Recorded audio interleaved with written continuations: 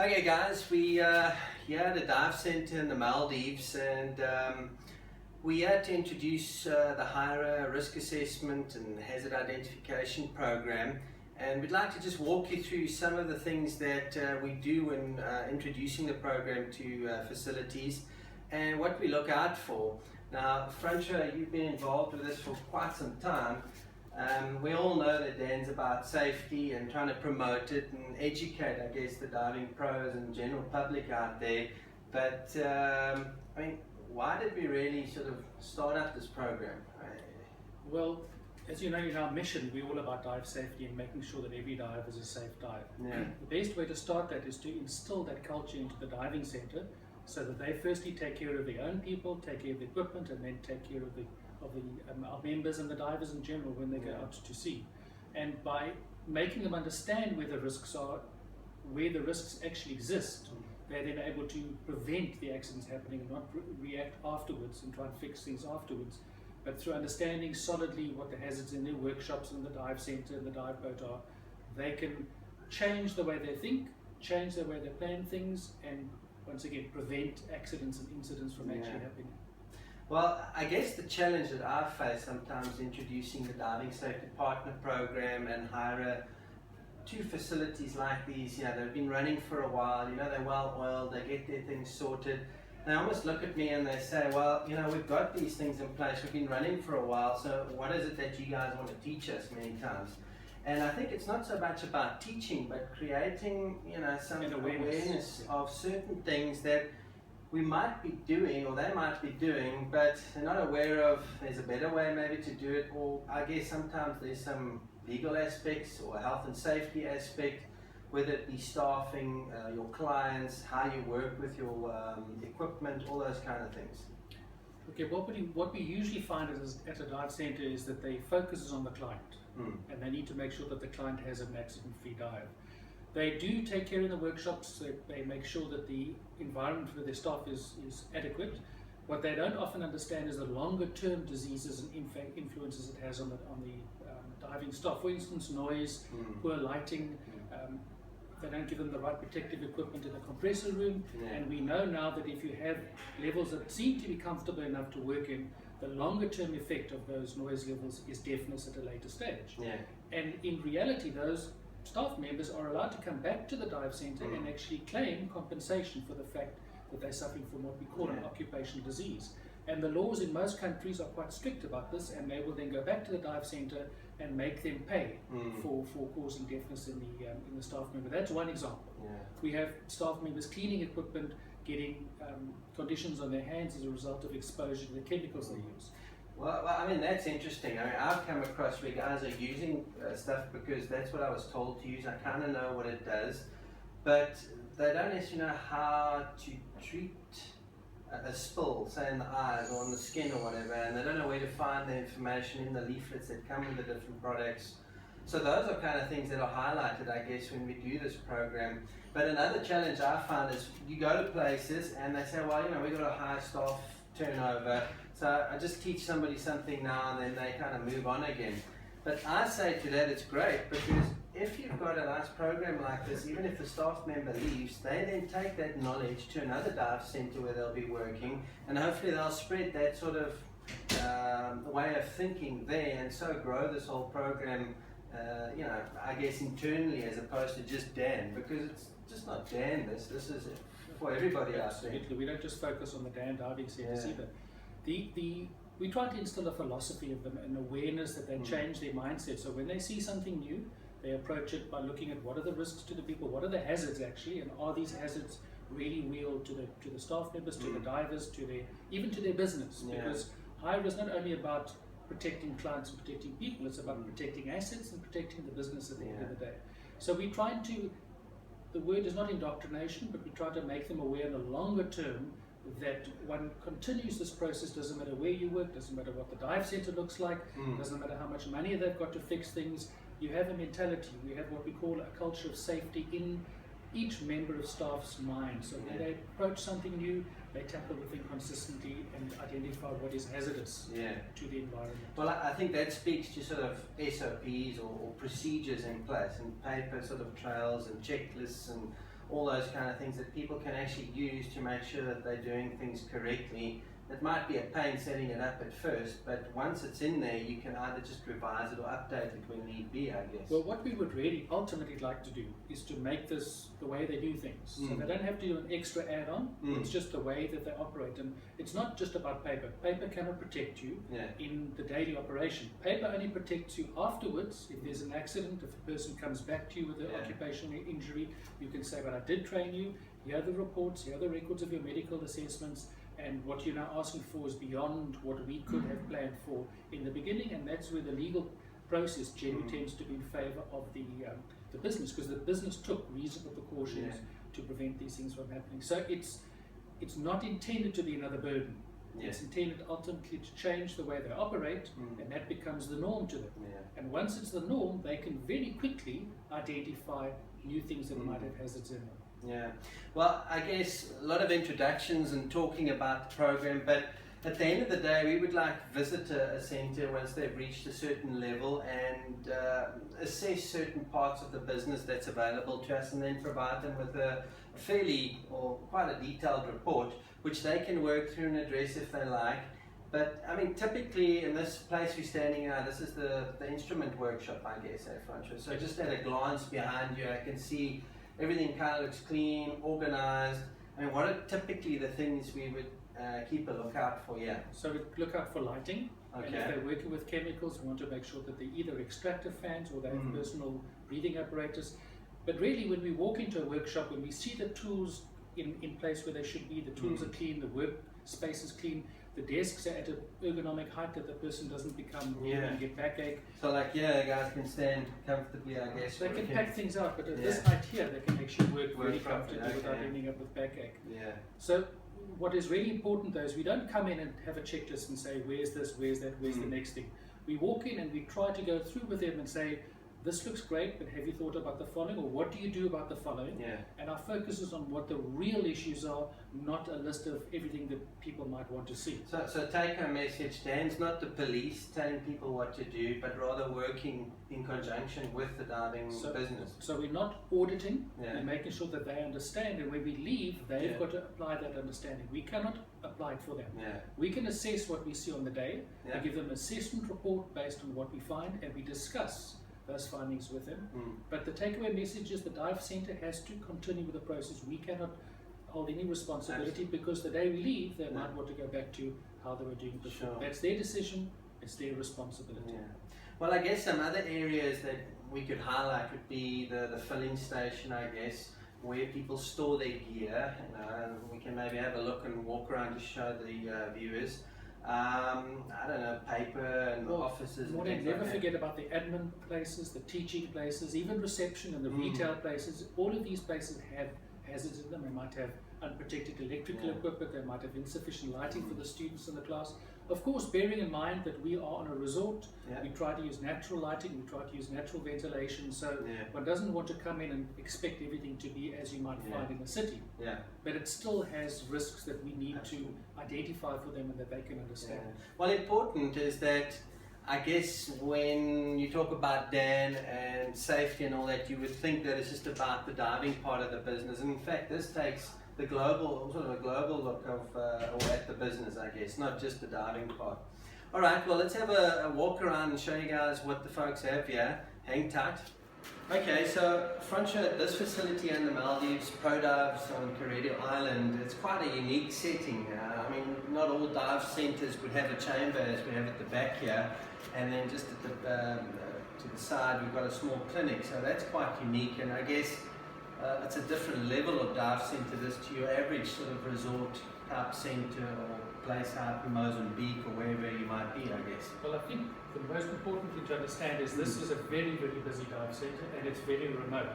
So if they have a diver that is injured, he has to essentially be taken out on a boat back to the main island, which is an hour and a half through seas, and that's in a speedboat, or they need to fly him out there if it's during the day when they can fly, because in the evening they can obviously not fly. And some of the resorts in the Maldives have decided with their high-end clients, and they're very, very busy, that they prefer to have a treatment centre on site. So this is one of the more forward-thinking dive centres. They've had this chamber here for about 12 or so years. They're very well trained. very aware of what the risks are. The doctor is trained as a hyperbaric doctor, and we were here really to teach them some first-line maintenance, so that instead of having to rely on people to fly in every 2 or 3 years to do maintenance, they can fix the essential things, they can check things, and make sure that things work as they should before they actually break. So it's a very, very rare thing to find, but it is as well run as the diving centres. Well, I think it's important to note that to participate in the Dan HIRA program, you don't need to have equipment like this. But once you have this, then there are some other things we need to address. Is there a doctor that's trained in this? Are the people capable of doing treatments and all that kind of jazz? So there's a different view that we take when there are equipment like this available. But overall, it's great to have it, and I guess you addressed it, that it is a slightly different style of diving out here. High-end clients, very busy the whole time, and then actually getting to the main island, Mali, and other places, I guess, is not that easy. So it makes sense to have a facility like this and invest in equipment to address any diving injuries that may occur. But of course, it brings with it its own set of hazards and risks, and that's where the RCAP program fits in. And that's in fact how we got involved with Kuredu. We were here twice before, doing chamber assessments, finding what their needs are, educating them about the specific risks involved in giving decompression treatments on site. Because there's a limit to what you can do in here, and there's a line that you have to draw at some stage where the person is so badly injured that we need to get them to a hospital and get them stabilized before they have decompression. And there's another aspect to this too, and that is many of the places came to want to treat before they've really diagnosed that it is the veins. And we get treatments done on patients that actually have other issues, inflammations and other diseases that are not related to the chamber, and treating anybody in the chamber introduces health hazards anyway. So you don't want to compound hazards with an unnecessary treatment. Well, I guess to use this, you need air and compressed air and a lot of it. So maybe what we can go look at is their filling station and address some of the concerns or advice we might have for operations when it comes to compressors and filling cylinders, and in this case air banks, I guess. And don't forget air quality, so we get the right quality air inside the chamber. And then of course they have oxygen, and most resorts will have some degree of oxygen, and the consumption of oxygen is not very high here, so it doesn't mean they have to have huge volumes of oxygen. It's all about the air is clean enough, and the air is available, and there's enough air to finish a treatment, especially if the power goes down, which it does tend to do in some of the Alright, well, let's head off to the filling station. Alright, so we're heading into the filling station here. Now, front show they got quite a lot of compressors here. Typically you won't find 4 compressors, I guess, in at a dive center. So this is quite unique, and I guess also if one fails, they've got some spare. But then they've also got the chamber, which is something they need to consider.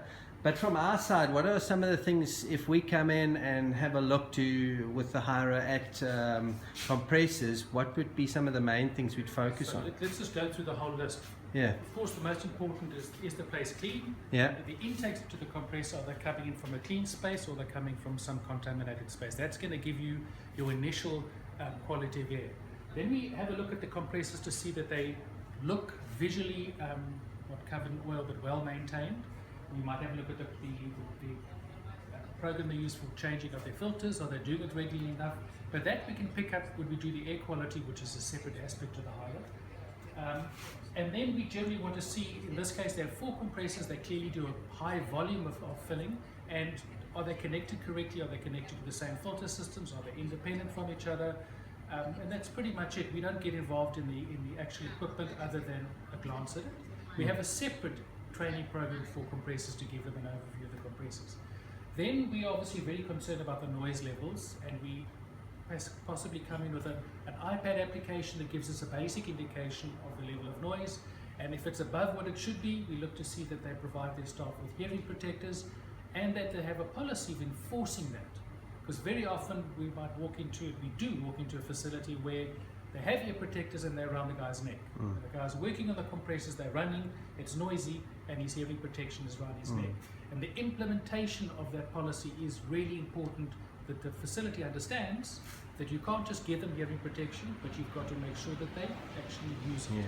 So then what you might would look that at be, like in the form of a written warning or a So verbal they'll have a warning? procedure, will be trained to the procedure, they'll sign off on the procedure, they will obviously come and apply it and be watched when they apply it, and then spot checks by management. Yeah. And if they hear reports of a person not wearing the hearing protection, they come and address them and explain again what are the long-term risks, because it's not just about comfort here, it's about damage that is progressive much later in their lives.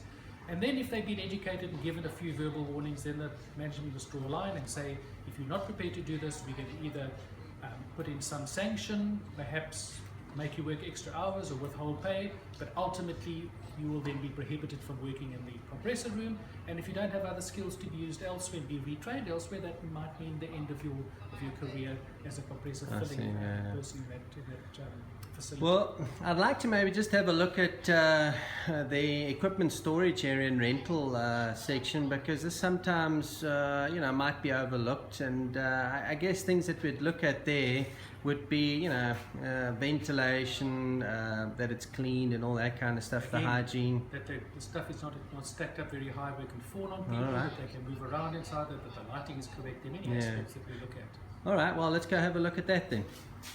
Okay, so this is their, I guess, rental gear area. They've got the wetsuits hanging here. They've got some BCDs at the back, weight belts over there. And as we walked in, we saw where all the kits hanging. I guess it could be private gear or rental gear. And the washing area. The washing area. So I guess some parts that we really want to make sure, is that there's good ventilation. First, we need to make sure the gear dries properly. Otherwise, if it's in a sort of enclosed area, then we have issues where the kit might start getting damaged and mold and all that.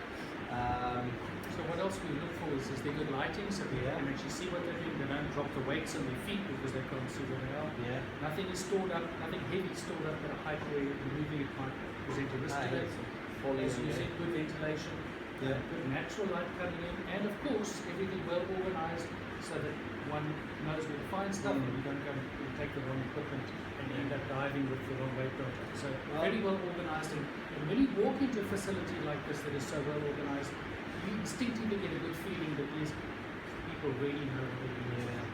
Well, I guess also they got the different wash bays there. So one for BCs, one for this, and the next thing. So you don't just put everything into one washing bay. What about chemicals to sort of clean, gear? Is that important or not necessarily? Well, what is important about it is if you use the chemicals, that they actually compatible with the materials, they don't degrade the materials, and they don't present a health hazard to the divers if they're not flushed properly.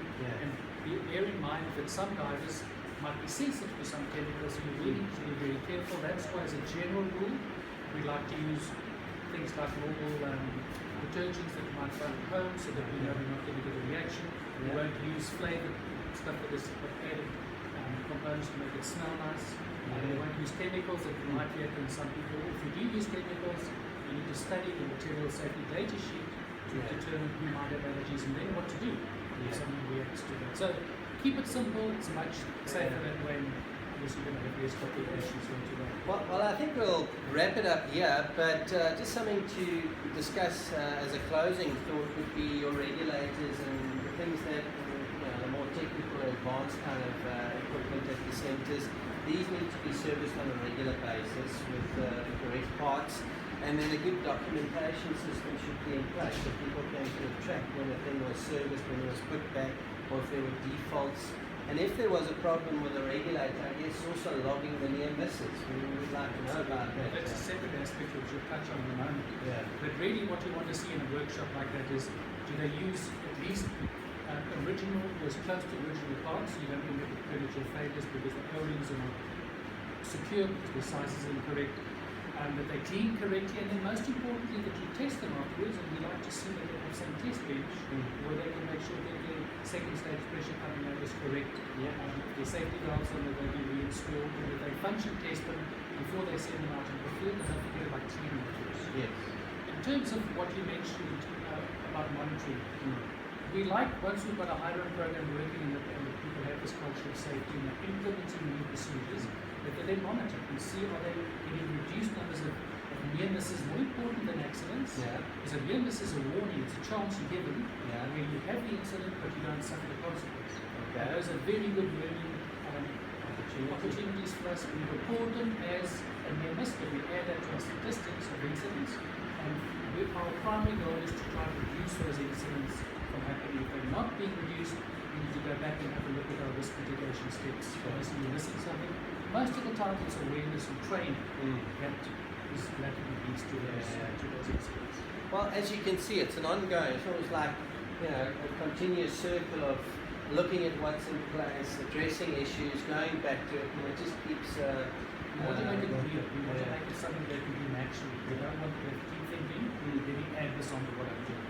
Because if you train people and make it part of their natural way that they do things, they do them. Absolutely. If you add them to something else and they're under pressure, or the people calling for assistance, then that's when they tend to forget it. So it must be what you do on a daily basis. And all we're going to add on to that is an awareness.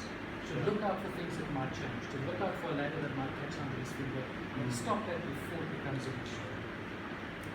Well, we've had a great week here in the Maldives. First training the guys on some chamber operations and then how to maintain it. And now we've been looking at the HIRA program. So I hope you enjoyed this, and I'd say keep a lookout because maybe you'll bump into some damn team member at the dive center that you frequent. Or if you're a dive center keen to learn about the HIRA program, drop us an email or give us a call. All the details will be in the show notes. And keep continuing and supporting Dan. Thank you for all the support that you've given us so far. Until next time, cheers. Bye-bye.